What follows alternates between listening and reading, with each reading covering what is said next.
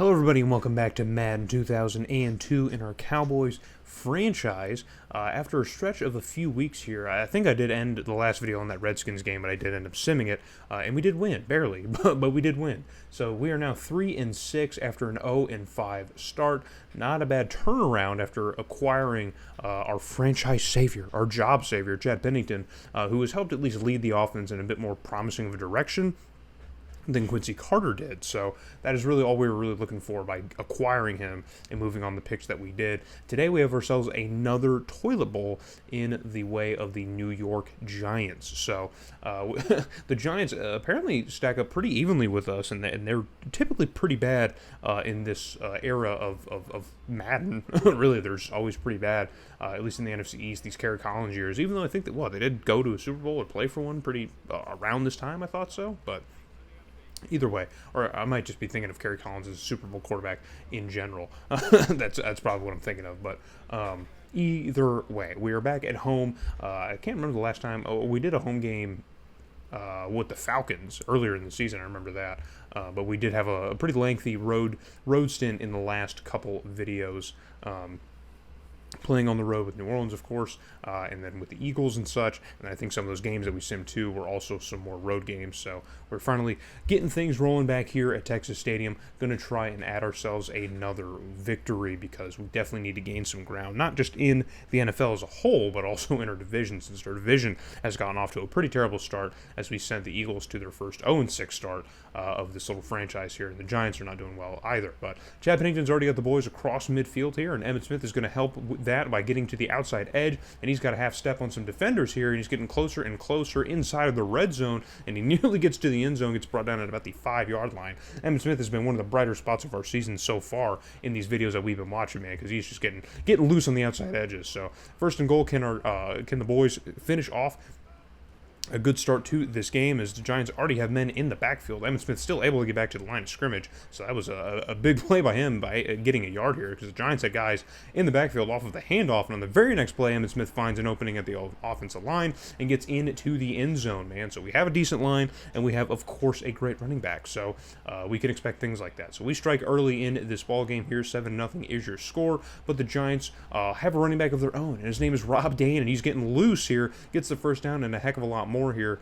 We had one of our safeties, I think it was Woodson or maybe Wooden, was in the backfield but just could not wrap up and make the tackle. So Rob Dane gets himself a lot more yards than he probably was supposed to get. So it's now fast forward to a 2nd and 9 here at about the Cowboy 30-yard line, about maybe a 31-yard line, as Collins drops back now, has some time here, rolls out to his right, pressure in his face, but gets rid of it and finds an open receiver here at the 5-yard line as that one is hauled in, and there's, again, plenty of Cowboys in the vicinity, but still it is a Giants receiver who's going to come down with it, and it's going to be 1st and goal now for those football Giants, man. So after we strike early, the Giants are now threatening to score here as the first quarter comes to a close. So starting off the second quarter here, 1st and goal, Kerry Collins going to pitch this one out to Rob Dane, and he's got some blocks on the edge, and he's going to get into the end zone. Man, have you ever seen a running back built like a fullback, quite like Rob Dane is? I don't think so. And if you're wondering where Tiki Barber is, he is absolutely on this team, and you will see him later. I promise you will see him. So 2nd and 10 now for the Giants here from their own 20, and Kerry Collins is going to lay up an absolute duck to Wooden. Rod Wooden, our free safety, and he gets his first pick of the season.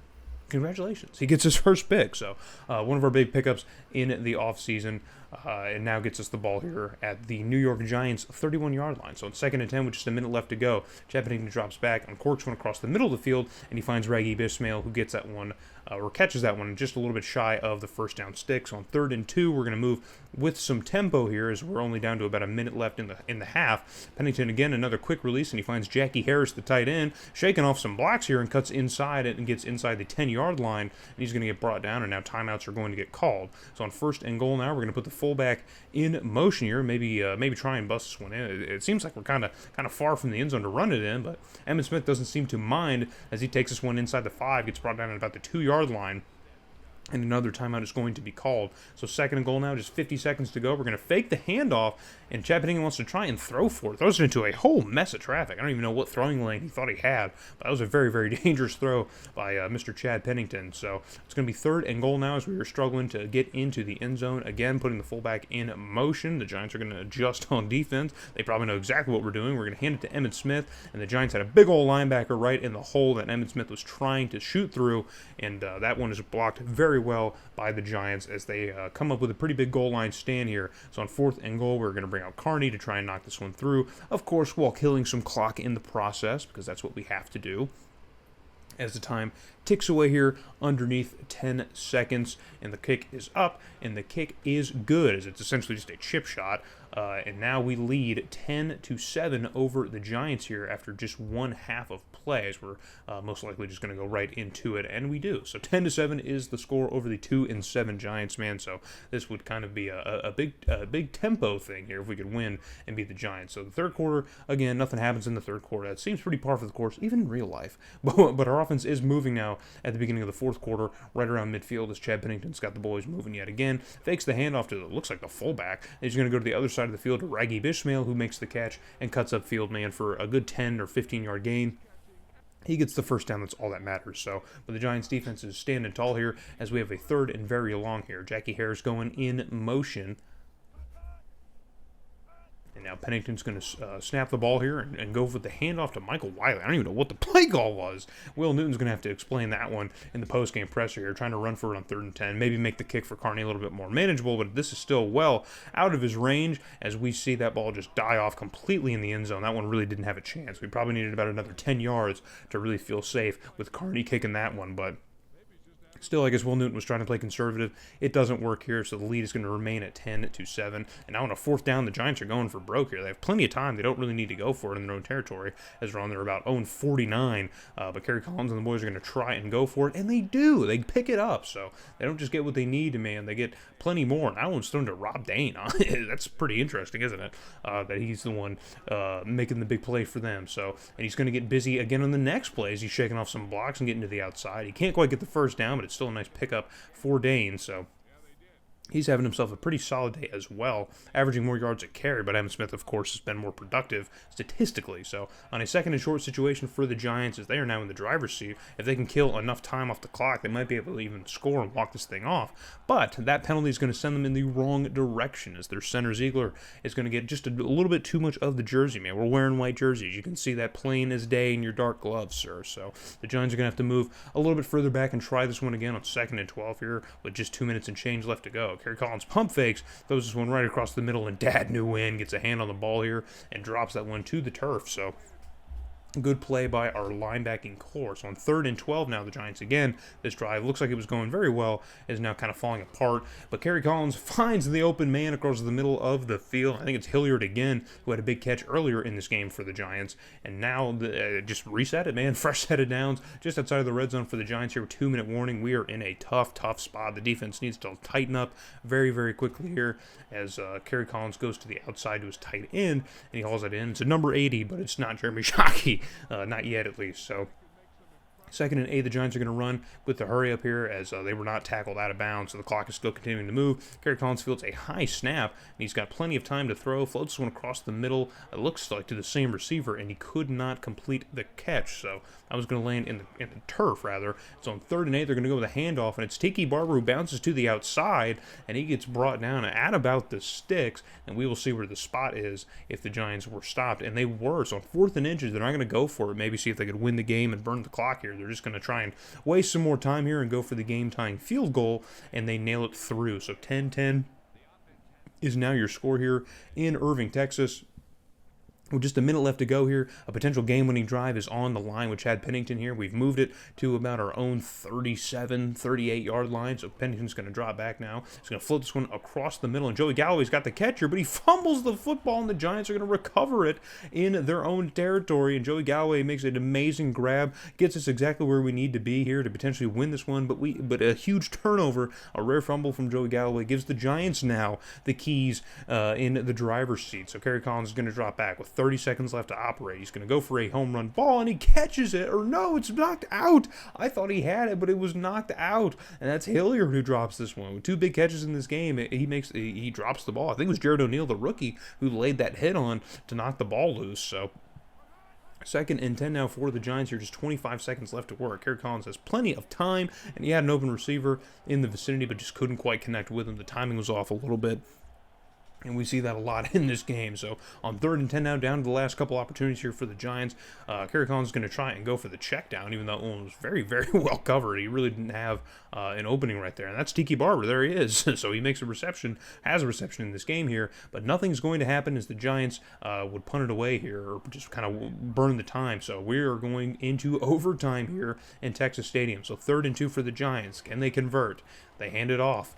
Rob Dane gobbled up at the line of scrimmage. And it looks like he might have just maybe barely had enough to get that first down. So, but it's another 3rd and very long for the Giants as they're struggling to get the ball moving on offense. And it's caught by Hilliard, and he has to come back to get it. And there he's very, very much well short of the stick. So now we're going to get an opportunity with the football. Thanks to the punt, we have decent field position here, but we have another 3rd down of our own. With just 1 minute left to go in overtime. We might be playing for a tie here if an offense can't get it. Chad Pennington hesitates to throw and ends up eating some turf as he gets sacked now by Ulrich, the rookie, a big rookie D lineman for the Giants, comes up with a nice sack at a very clutch moment. So it looks like the Giants will have another opportunity with the football. Maybe they could win it here with what is pretty much the last drive of the game. And it's a handoff to Rob Dane, and he's going absolutely nowhere. And now timeouts are going to be getting called here. His time is of the essence. Neither team probably wants to play for a tie at 2-6 or 2-7 and 3-6. That really doesn't do much for you to tie this ball game. Pressure's on to Kerry Collins, and he gets rid of it, but that one is absolutely airmailed over to the sidelines as he mistimes that one again. So it's another 3rd down, just 15 seconds left to go. The Giants still have a long way to go to even try to attempt a game-winning field goal, and they pick up quite a bit of what they need here, but still at midfield, the time is going to get blown. And I mean, they've definitely kind of changed their situation. But a game-winning field goal is still pretty ambitious if they can't get at least another 15, 20 yards on this next play here. So 11 seconds left to go. 1st and 10 for the Giants. They're going to go with a run play. For some reason. And Rob Dane, I mean, he picks up exactly what they need. He gets it, but the timeout situation is not on the side of the Giants, and time is going to expire. So for some reason, the Giants, I mean, maybe they thought Rob Dane would get out of bounds and they would still have some time. I don't know what the play call was there, but the game is going to end, and we're going to settle with a tie. So yes, man, this heated division matchup, the Giants beat us earlier in the season pretty badly, 30-9, and in this second matchup, we end up tying with them at home in Texas Stadium. So statistically, this is a very, very much even game here. Look at that 3rd down percentage. It's a very, very even game. I mean, yeah, no one ends up on top. So I guess after all the theatrics of this game, walking away with a tie isn't the worst case scenario. I guess there's a worse way to end off this one, but obviously would have liked that win. Would have liked to have been 4-6. Chad Pennington really does not have that great of a game. Over 100 yards is nice, but 10 for 22, that completion percentage is very, very bad. So not very good. Not very good for him. Emmitt Smith just finishes 1 yard shy of a 100-yard day for him, but he does get a touchdown. Joey Galloway kind of with the fumble here that could have potentially put us in a position to win this game. Unfortunately, a couple pancakes picked up. Darren Woodson has himself a nice little game here, leading the team in tackles. A no-name player gets himself a TFL. Another free agent pickup with 2 sacks on the day, man. The defense was pretty important. Pretty important. So Sam Wooden gets the 1 interception that we had in this game that Kerry Collins threw. Jared O'Neal was playing through an injury, but he was pretty good here. And then John Carney, of course, misses the long one. So coming out of this one and simming the next week over the Bears, we do win in crushing fashion. So that gets us to 4-6-1. So I still don't think 500 is on the table here, but we have at least now salvaged a lot of our season after starting 0-5. So we are 4-1-1 since that 0-5 start here. Pretty respectable, I would say. I don't know. I hope so. Maybe that's enough to justify keeping our jobs. We will see here in the next handful of weeks as the season, year number 2 is drawing to a close. So in the next one, this is going to be the Thanksgiving game against the Redskins. So I hope to see you guys back at home in Texas Stadium when we take on the Redskins on Thanksgiving.